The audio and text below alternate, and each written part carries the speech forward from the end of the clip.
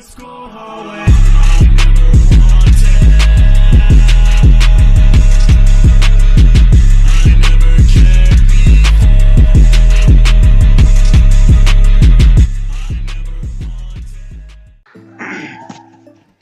assalamualaikum warahmatullahi wabarakatuh.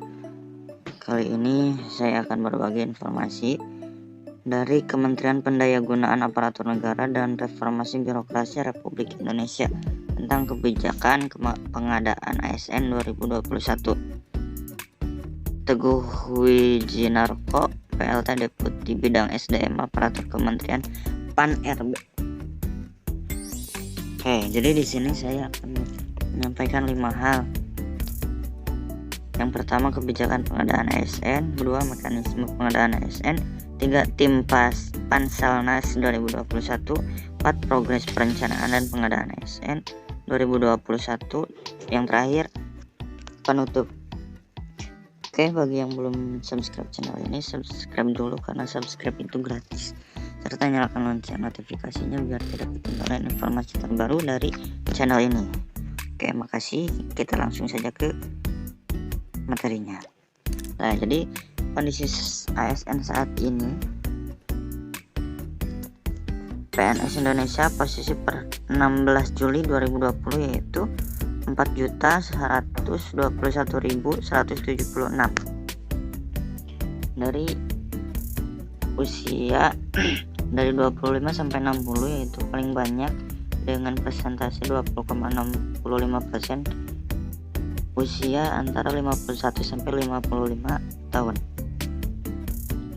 Oke, jadi di sini ada 4 ASN. Yang pertama struktural, teknis kesehatan, guru dosen, pelaksana. Jadi struktural 11%, teknis kesehatan 14%, guru dan dosen 37%, pelaksana 38%. Jadi pendidikannya di sini adalah SD, SMP sampai S3. Yang paling dominan yaitu adalah S1 dengan jumlah 2.248.136.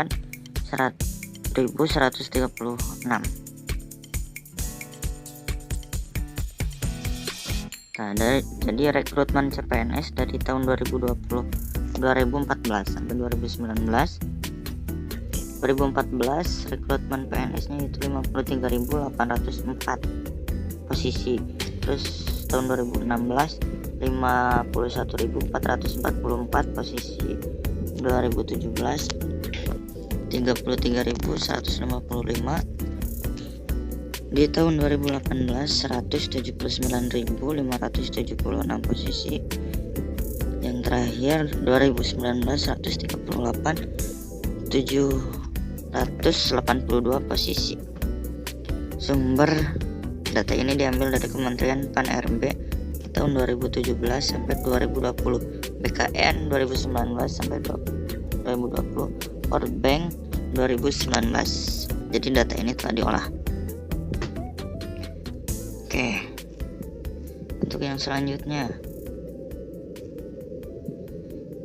mismatch SDM ASN dengan arah pembangunan nasional.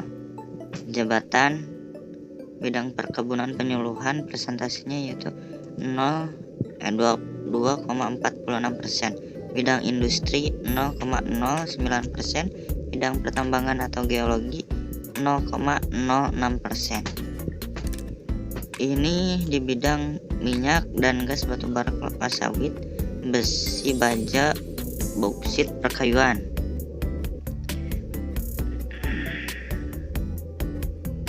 Oke, lanjut. Indeks efektivitas pemerintahan dan jumlah ASN 2019 sampai 2017.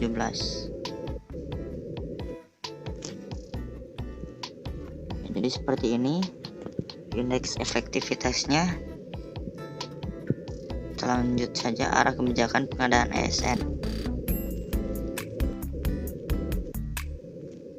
Di Good Governance RPJM 1 tahun 2005 sampai 2009, Reformasi Birokrasi RPJM 2 tahun 2000 sampai 2014. Sistem Merit SRPJM 3 tahun 2015 sampai 2019, Birokrasi Berkelas Dunia RPJM 4 2020 sampai 2024. Smart ASN, integritas, nasionalisme, profesional, wawasan global, IT dan bahasa asing, hospitality, networking, entrepreneurship. Pegawai negeri sipil yaitu diatur dalam Undang-Undang PP nomor 11 tahun 2017 tentang manajemen PNS. Terus ada yang terbaru itu pegawai pemerintah dengan perjanjian kerja atau biasa disebut dengan P3K, itu peraturan pemerintah nomor 49 tahun 2018 tentang manajemen P3K. Jadi PNS dan P3K itu mempunyai kesamaan. Yang pertama, mengisi jabatan pemerintah, yang kedua melaksanakan tugas pemerintah. Nah, jadi tadi persamaannya, terus sekarang perbedaannya. Penetapan kebutuhan ASN P3K dulu. P3K, manajemen P3K nomor 49 tahun 2018 pasal 4, kebutuhan jumlah dan jenis jabatan. P3K berdasarkan analisis jabatan dan analisis beban kerja untuk 5 tahun yang diperinci per 1 tahun. Jadi P3K hanya 5 tahun. Satu kesatuan dengan penyusunan kebutuhan PNS ditetapkan dengan keputusan Menteri Pan-RB. Peraturan pemerintah tentang manajemen P3K nomor 49 tahun 2018 pasal 5, P3K dapat mengusulkan pada presiden melalui Menteri Pan-RB kebutuhan JPT utama atau media tertentu untuk P3K. CPNS, peraturan pemerintah manajemen PNS nomor 11 tahun 2017 pasal 8. Rincian kebutuhan PNS setiap tahun disusun berdasarkan yang pertama, analisis jabatan, analisis beban kerja. 3. Peta jabatan, memperhatikan kondisi geografis daerah, jumlah penduduk, anggaran, belanja pegawai. Jadi P3K dan CPNS itu telah diatur oleh peraturan pemerintah. Jadi kebutuhan ASN, PNS atau P3K secara nasional ditetapkan oleh Menteri Pan-RB setiap tahun. Memperhatikan pertama, pendapat Menteri Keuangan, pendapat teknis Kepala BKN. Mekanisme pengadaan ASN. Yang pertama, usulan kebutuhan, penetapan kebutuhan, pengumuman, seleksi administrasi, seleksi kompetitif, dasar atau bidang, penetapan hasil akhir seleksi, penetapan nomor induk atau NIP, terus pengangkatan jadi ASN. Jadi di sini merupakan prosedur-prosedur yang akan dilalui oleh ASN. Lanjut. Tim Panselnas 2021, Ketua Tim Pengarahan Menpan RB memberikan arahan kebijakan pengadaan ASN tahun 2021. Sekretaris Perencanaan dan Pengadaan SDMA Kementerian Pan-RB memberikan dukungan administratif kepada tim pengarah untuk kelancaran pelaksanaan ASN tahun anggaran 2021. Tim pelaksana Kepala BKN, tim pengawas Deputi PIP, bidang Polhukam PMK BPKP, tim audit teknologi Sestama BPPT, tim pengamanan teknologi Deputi Proteksi BSSN, tim Quality Assurance, staf ahli bidang budaya kerja Kementerian Pan-RB, tim penyusun naskah seleksi yaitu Kemendikbud. Lanjut. Nah, status pengusulan kebutuhan ASN 2021 yaitu ada 3, sudah usul dan dokumen lengkap, terus ada yang tidak usul, ada yang sudah atau akan usul namun perlu melengkapi dokumen. Jadi di sini yang paling banyak adalah sudah usul dan dokumen lengkap sebanyak 76%. Next. Rencana penetapan kebutuhan ASN 2021. Jadi di pusat jumlah kebutuhannya yaitu 83.663, jumlah perencanaan penetapannya yaitu 74.384.